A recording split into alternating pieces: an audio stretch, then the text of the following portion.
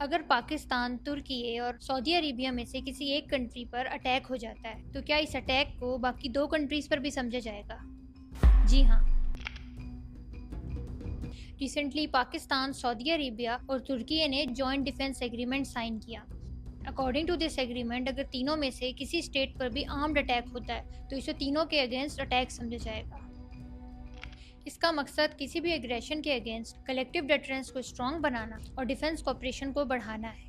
اس سے پہلے last year Pakistan اور سعودی عربیہ نے strategic mutual defence agreement sign کیا تھا، جس میں دونوں کنٹریز نے ڈیفنس کوآپریشن کو اسٹرانگ کرنے اور کسی بھی ایگریشن کے اگینسٹ مل کر سیکیورٹی رسپانس دینے کی کمٹمنٹ کی تھی۔ اب ترکی کے شامل ہونے سے یہ کوآپریشن ایک ٹرائلیٹرل فریم ورک میں بدل گیا ہے، جہاں 3 امپورٹنٹ مسلم میجورٹی کنٹریز اپنی military coordination, intelligence sharing, joint exercises اور ڈیفنس کوآپریشن کو مزید بہتر بنانے پر فوکس کر رہی ہیں۔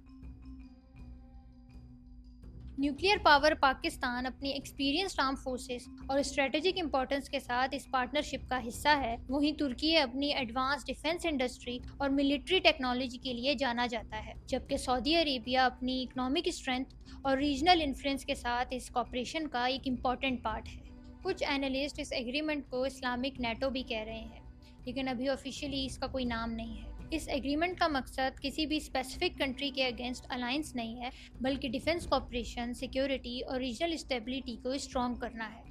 لیکن سوشل میڈیا پہ کچھ لوگ اس ایگریمنٹ کو اپنی ڈومیسٹک پالیٹکس کے پوائنٹ آف ویو سے دیکھ رہے ہیں۔ پولیٹیکل اختلاف اپنی جگہ، لیکن جب بات ملک کی انٹرنیشنل اچیومنٹ اور ڈیولپمنٹ کی ہو تو اسے اسی پرسپیکٹو سے دیکھنا چاہیے، ریگارڈلیس آف دا فیکٹ کہ کون سی پولیٹیکل پارٹی یا لیڈر گورنمنٹ میں ہے۔ جب آپ کی کنٹری کو انٹرنیشنل لیول پر ریکگنیشن ملتی ہے، عزت ملتی ہے، یا وہ کسی بھی اسٹریٹجک کوآپریشن کا امپورٹنٹ پارٹ بنتا ہے، تو ایز اے پاکستانی ہمیں اپنے ملک کی اچیومنٹ کو اپریشیٹ کرنا چاہیے اور اس کی کامیابی پر خوش ہونا چاہیے۔ آخر کار گورنمنٹس وقت کے ساتھ بدلتی رہتی ہیں، لیکن پاکستان ہمارا ملک ہے اور اس کی کسی بھی اچیومنٹ کا فائدہ الٹیمیٹلی پاکستان اور اس کی عوام کو ہی ہوگا۔ اس لیے ہر چیز کو صرف پولیٹیکل رائولری کے لینس سے دیکھنے کے بجائے اپنے ملک کے براڈر انٹرسٹ کو سمجھنا چاہیے۔ کنٹری کو کرٹیسائز کرنے کے لیے تو ہم ہر وقت سوشل میڈیا پر تیار بیٹھے ہیں، لیکن جب اپریشیٹ کرنے کی باری آتی ہے تو الفاظ ختم ہو جاتے ہیں۔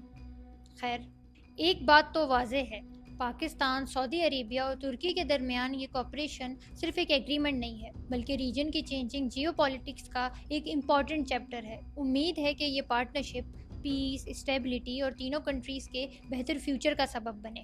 اب دیکھنا یہ ہے کہ یہ ایگریمنٹ فیوچر میں کتنا افیکٹو ہوتا ہے اور ورلڈ پالیٹکس پر اس کا کیا اثر ہوتا ہے۔